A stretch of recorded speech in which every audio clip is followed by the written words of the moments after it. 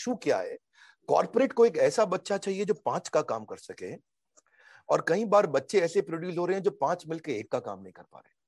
So there is a difference. Of course, I'll discuss more in detail later on. But लेकिन अभी जो inclusive learning, affordable, accessible, micro learning, gamification, game based, time based learning, highly contextualized learning, video based learning के लिए हमने क्या किया?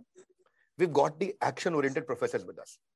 Ramesh Agarwal is the chairman of Agarwal Package Movers, #1 is in this industry. तो उनकी हमने case studies ली.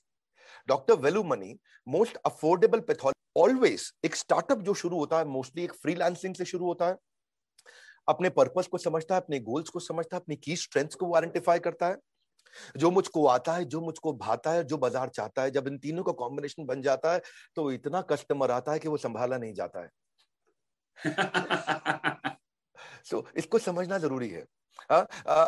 हम इसीलिए क्या करते हैं, उसको ट्रेन करते हैं कि वो अपने शुरुआत में अपने टॉप स्किल्स को पहचाने, कहां पे उसकी स्पेशलाइजेशन बनेगी, उसका पर्सनल स्वॉट एनालिसिस, वो कैसे इंप्रूवमेंट एरियाज पे काम करेगा, शुरू में फ्रीलांसर की तरह एक ऑफिस सेटअप कैसे करेगा, शुरुआत के अंदर प्रायोरिटी मैनेजमेंट कैसे करेगा, उसके अंदर कॉन्ट्रैक्ट्स और पेपर वर्क उसके लिए क्या जरूरी है, कैसे कॉन्ट्रैक्ट्स और पेपर वर्क हो ताकि पहला असाइनमेंट में भी गड़बड़ ना हो जाए उसके साथ, अपनी बजटिंग कैसे करेगा, पेपर वर्क के बाद मार्केट को कैसे सेगमेंट करेगा, मार्केट सेगमेंट करने के लिए क्या उसका कस्टमर वेल फंडेड है, क्या उसका कस्टमर के पास रीजन है उसका प्रोडक्ट खरीदने के लिए, क्या उसके कस्टमर को वो प्रोडक्ट आज दे सकता है, और क्या उसको कंपटीशन ब्लॉक कर सकता है। बहुत सारी छोटी छोटी चीजें उसको सिखाते हैं।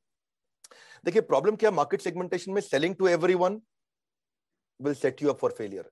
China syndrome, selling cheap will set you up for failure, but will set him up for success. That's what Sunil sir has taught us, setting him up for success. Customer को प्रोफाइलिंग सिखाते हैं, इसका customer blue chip है, growth investment है, one time project है, ARPU model पे जाएगा, focus pilot market क्या है उसका, फोकस पायलट मार्केट को समझेगा कैसे, एंड यूजर्स का जेंडर, फियर, एज रेंज, अपने कस्टमर की इनकम रेंज, उसका ज्योग्राफिक लोकेशन, वो क्या अखबार पढ़ता है, मोटिवेट कैसे होता है मेरा कस्टमर, रीजंस टू बाय क्या है, उनकी कहानी क्या है उनके कस्टमर की। तो टोटल एड्रेसेबल मार्केट यानी कि फोकस पायलट मार्केट उसको समझाते हैं। वो अपने स्टार्टअप को लॉन्च करता है, अपने पर्सोना को और जाकर डिटेल में समझता है, उनकी नीड, इंटरेस्ट, कंसर्न, एक्सपेक्टेशन, उनके गोल, स्ट्रेंथ, पेन्स, मोटिवेशंस को, और तब वो अपना मार्केटिंग मैसेज डिफाइन करता है।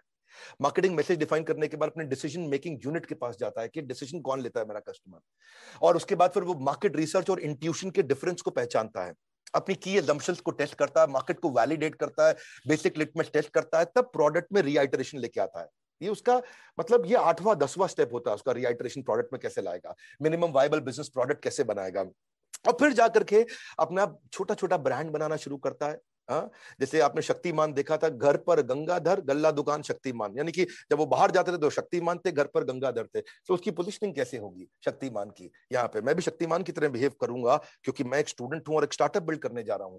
वो कस्टमर एक्वायर कहां से करेगा, आएगा कैसे कस्टमर उसके पास में, वो नेटवर्किंग कैसे करेगा, प्री क्वालिफाइड प्रॉस्पेक्ट कैसे लाएगा, प्रॉस्पेक्ट चूज कहां से करेगा, फॉलोअप के क्या तरीके, छोटी छोटी छोटी छोटी चीजें हैं कि वो सीआरएम्स कौन से लेगा, फ्री टूल्स कहां से लेकर आएगा, कंसिस्टेंसी बिल्ड करेगा, कॉमन कनेक्शंस कहां से लाएगा, कैसे अपनी एक अथॉरिटी बिल्ड करेगा, job portal, cold calling, local agency क्या है, किसके साथ पार्टनर करूं, कैसे बिजनेस कार्ड्स बनाऊं, कैसे ऑनलाइन रेपुटेशन बनाऊं, कैसे मैं एक एक्सपर्ट के साथ में उसको अपना मेंटर बनाऊं, अपने आइडियल क्लाइंट कहां ढूंढूं, को वर्किंग स्पेस कैसे मिलता है मुझको, कॉम्प्लीमेंट्री स्किल्स क्या चाहिए, मैं मंथली न्यूज़लेटर्स कैसे एक्सेस कर सकता हूं, डायरेक्टरी ये वो इधर उधर कहां से जाऊंगा, ताकि उसको सारी रिसोर्सेज भी देते, कौन सी वेबसाइट पे वो जाएगा, कौन से उसको बेस्ट डिजाइनर फ्री कहां मिलते हैं, कहां उसको फ्रीलांसर और फ्री कहां मिलते हैं, सेल साइकिल क्या है।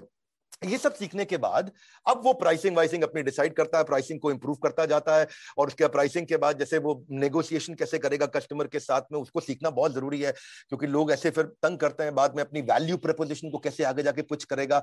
तो ये एक आउटकम बेस्ड काम करना है उसको, ऐसा नहीं है कि वो प्राइस बेस्ड काम करे, उसका सीजन ठीक नहीं है, ऑफ सीजन है, उसमें कैसे काम करेगा वो। तो हमने एक उसको कोका सिखाया, cost of customer acquisition, life time value कैसे बिल्ड करेगा, एस्टिमेटेड कॉस्ट कैसे निकालेगा मेरे कस्टमर को एक्वायर करने की। ये नहीं कि बिजनेस में चले गए और रेडी हुए बिना पहले फायर कर दिया ठा, उसके बाद रेडी और एम कर रहे हैं, और बाद में उसको बेचारा तंग हुए जा रहा है, और कस्टमर फिर वो अब कस्टमर को सस्टेन कैसे करेगा, कस्टमर आ गया है उसको रिटेन कैसे करेगा, उसके साथ टाइम कैसे स्पेंड करेगा, फिर नेक्स्ट न्यू मार्केट में कैसे जाएगा, नेक्स्ट न्यू मार्केट में जाने के बाद उसके बाद फिर फाइनली बिजनेस को स्केल कैसे करेगा। पहले बिजनेस खड़ा करेगा, बाद में बिजनेस बड़ा करेगा, फिर वो स्केल करेगा, समझेगा कि एमबीए का एक और मीनिंग है, आइडियल एमबीए हम सिखाते हैं, विवेक जी आप जानना चाहोगे।